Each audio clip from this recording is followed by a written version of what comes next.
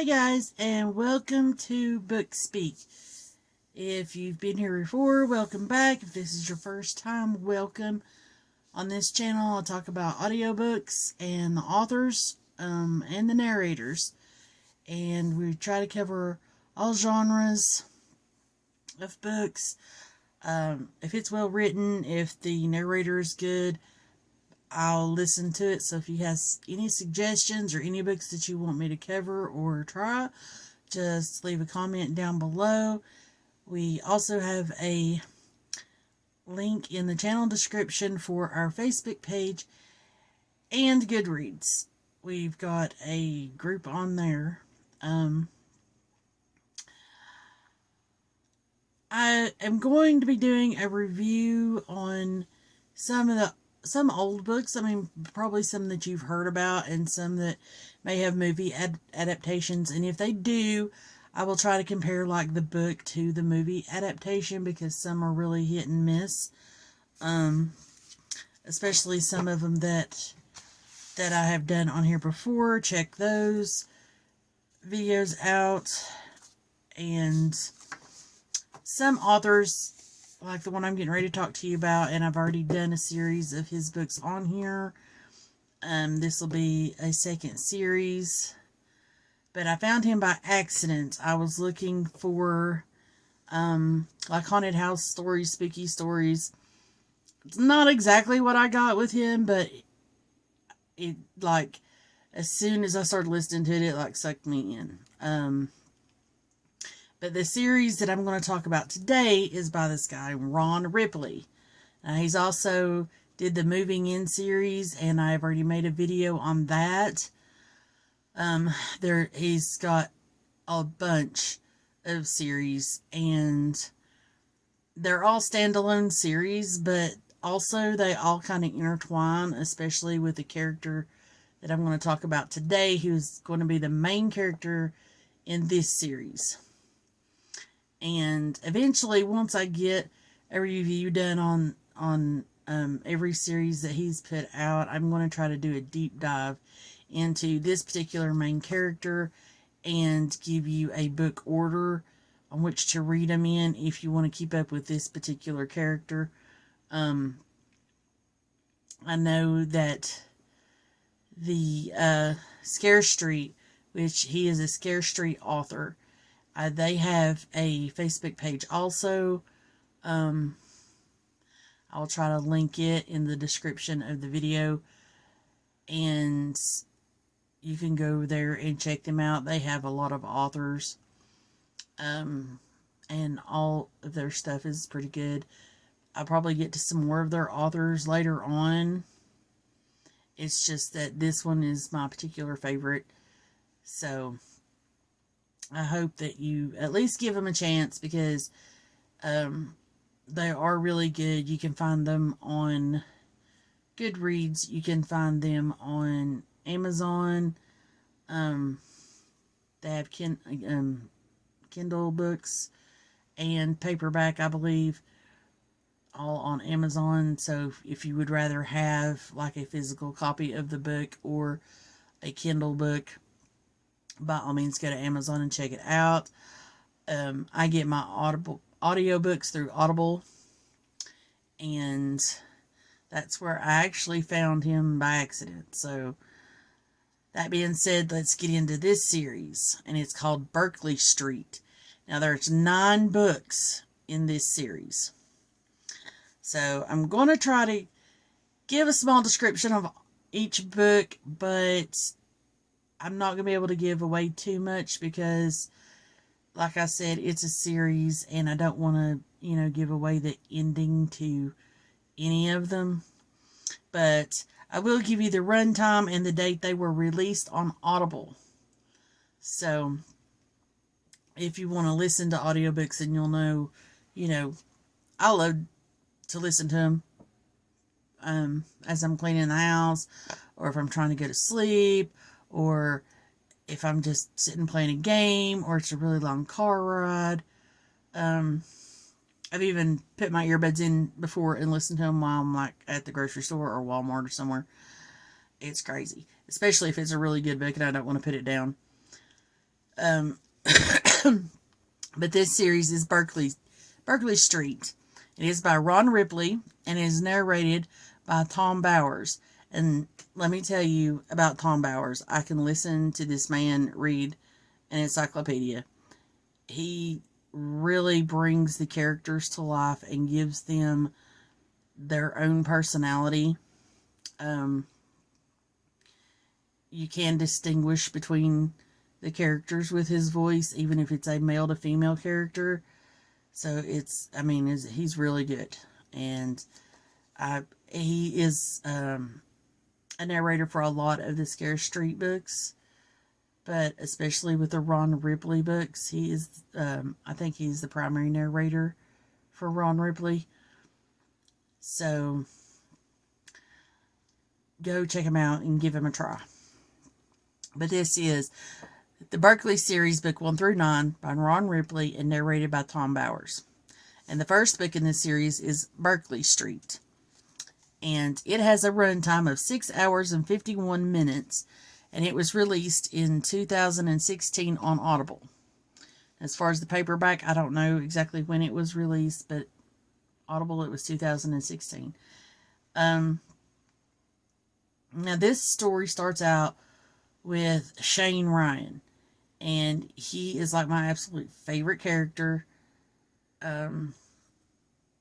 If you could have a crush on a character in a book, he's one of mine. So, but he has just gotten out of the Marines and has come back to his house. And he's come back because he wants to find out what happened to his parents. Because while he was in Marine boot camp, his parents disappeared. And all through this book, it'll give you kind of flashbacks of what happened to him in his childhood after him and his parents moved into Berkley Street. And you get a sense, of course, that not everything is as it seems in the house. The house is a character in its own right. And you will meet Shane's ghosts that live with him.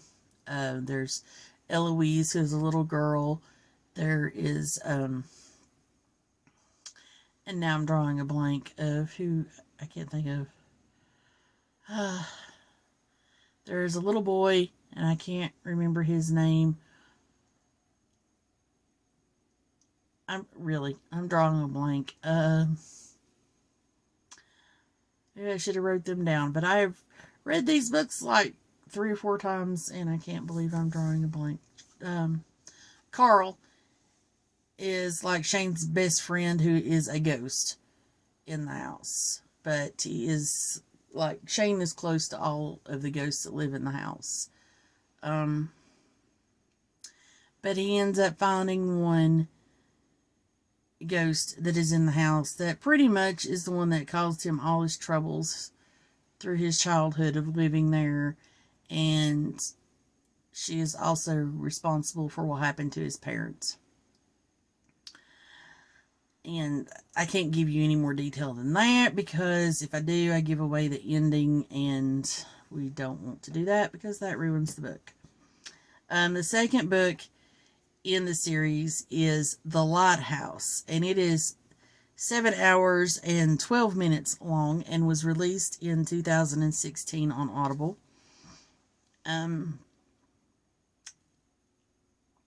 Shane has a friend from the first book, and she is a police officer, and Shane and her kind of have a little romance. It doesn't get into it. They tried dating, but it doesn't work, but they remain friends.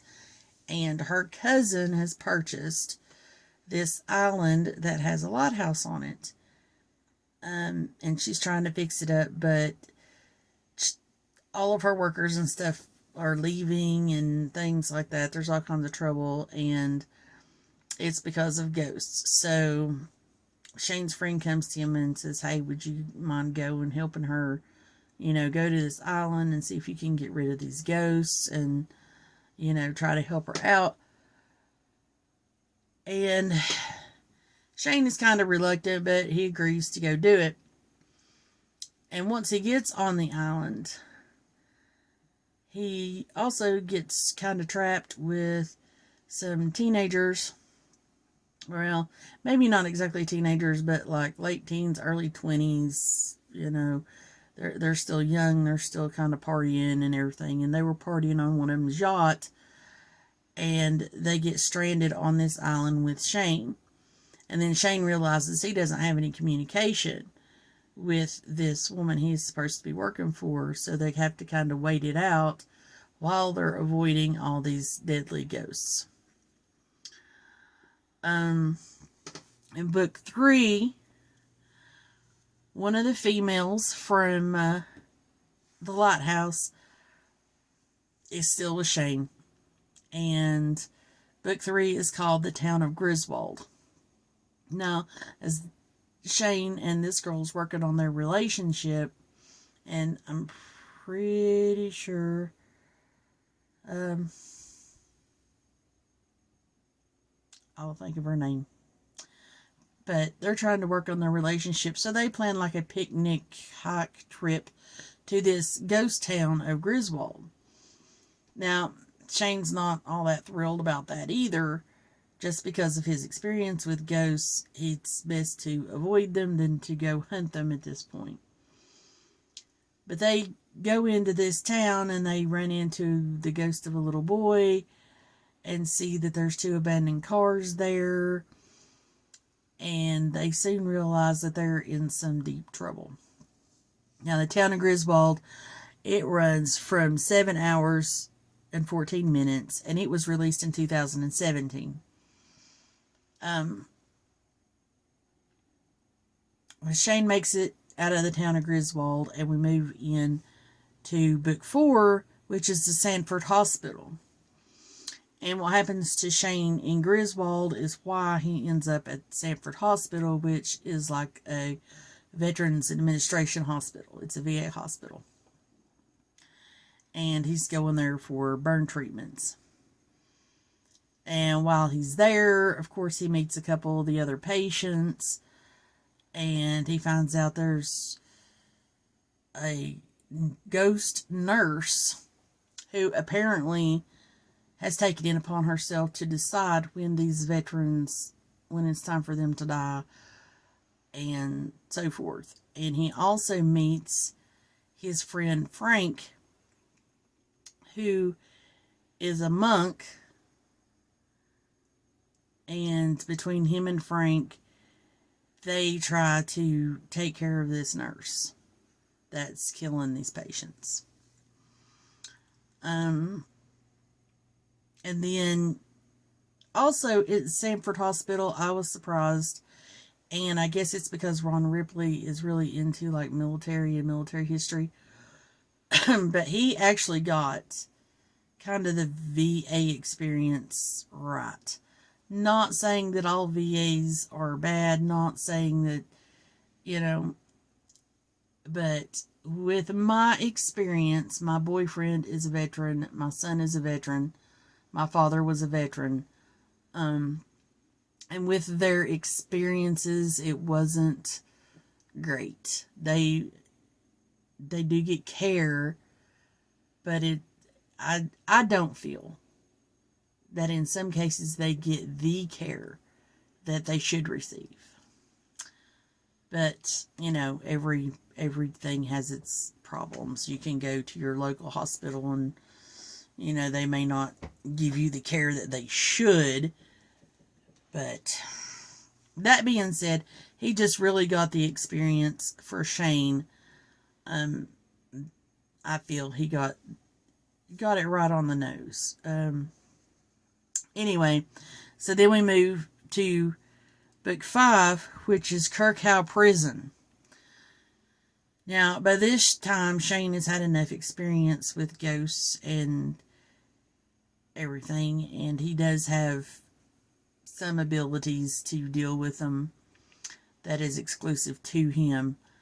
But he goes to this prison with Frank because a buddy of Frank's him and his brother had bought this prison and they were going to fix it up and all this. So they go to this prison. Shane's going to earn a little extra money, with his buddy and help out. And when they get there and they open the prison up, they realize that the prison is like overrun with these dead prisoners from an accident that had happened years before. And now all these ghosts were trapped in there. And them opening the prison up has kind of let them escape, and they are now wreaking havoc on the surrounding little town. So Frank has to call, or Shane has to, he calls in another buddy of his that is in another Ron Ripley book, if I'm not mistaken, but he calls in Mason, a man named Mason that he was in the Marines with. And Mason is in another book that will be like in the Shane universe thing, called Boylan House, which is actually the first book. If you're going to get into the whole Shane universe thing, it is listed as the first book to read, even though Shane is never mentioned in it. But I think it's to introduce you to Mason, because he will play a big role in this particular book, and he is mentioned in another book. So I guess it's kind of to tie him in. And then you will move on to book 6, which is Lake Newtalk. And this one it's a little different, because Shane is actually trying to get away. He is so mentally and physically drained and unsettled from all these experiences that he's had that he wants to just kind of get away for a while.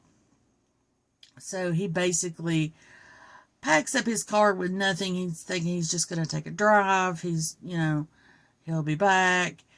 And he drives up to Lake Newtalk, but he ends up getting stuck in a snowstorm at this kind of resort area where most of the houses and stuff are not even used, except for like spring and summer, because all of this takes place in New England. So he's going in the wintertime, and anybody from New England or is familiar with that knows their winters are harsh. So he gets snowed in there. And while he's snowed in there, he realizes that there is a group of murderous Indians or Native Americans.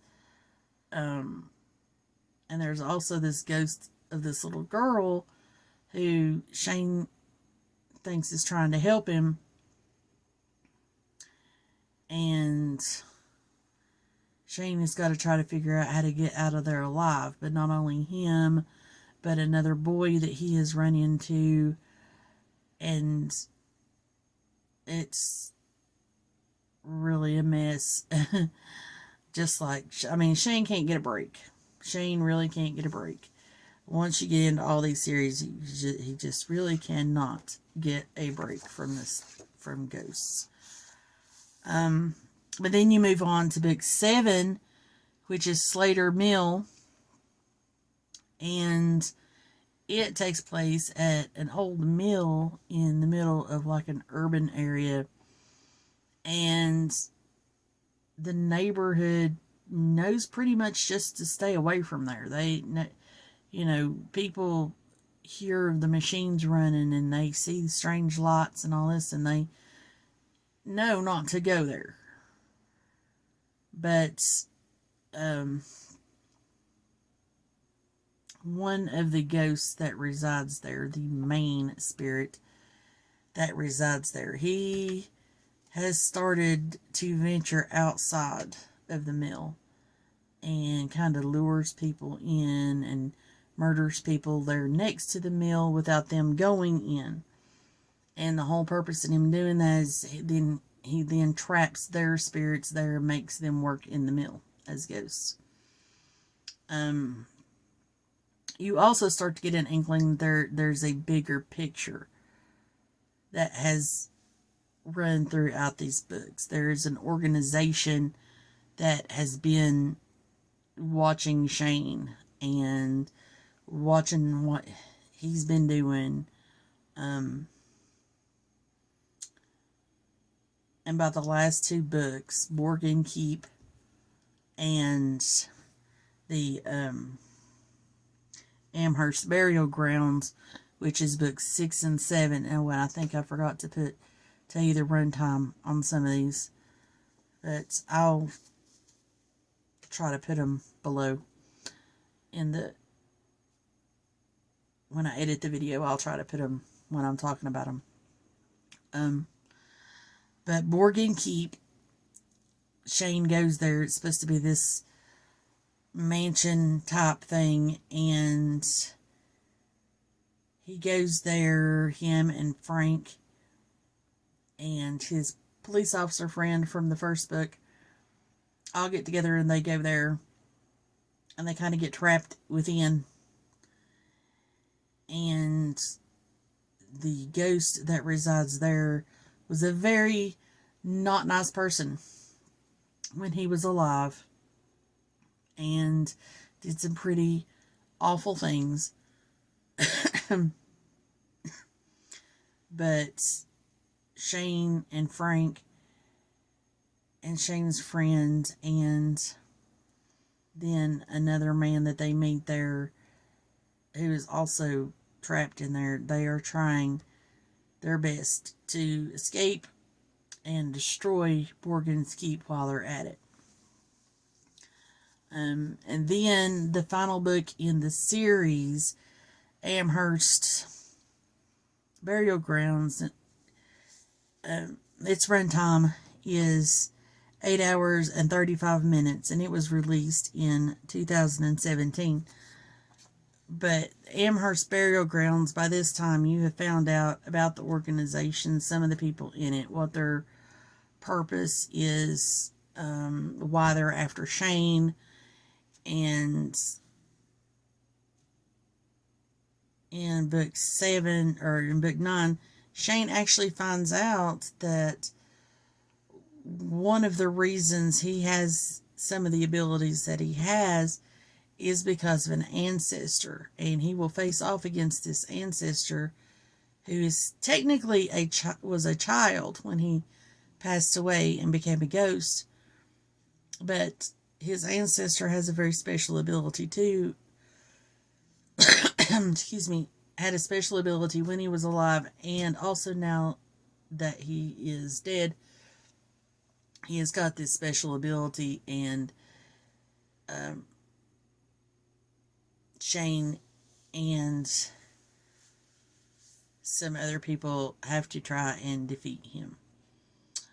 And that, if you want me to do like a video on each book, then I will. It's just there's so many of them, and to do a prolonged video on each book, I'm afraid it'll give away the ending. So that's why I try just to kind of give an overview of all the books at once. They're very interesting. Like I said, they sucked me in. Now, if you're looking for spooky horror, creaky floors, and things that go bump in the night and boo, and you're going to get scared, this is not it. But now, if you're looking for horror as far as like good storytelling, gore, action, and things like that, these books are well written. And like I said, Tom Bowers does an excellent job with these books. So you should really go and check them out. I highly recommend them.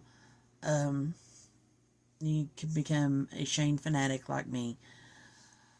And you can find them on Audible.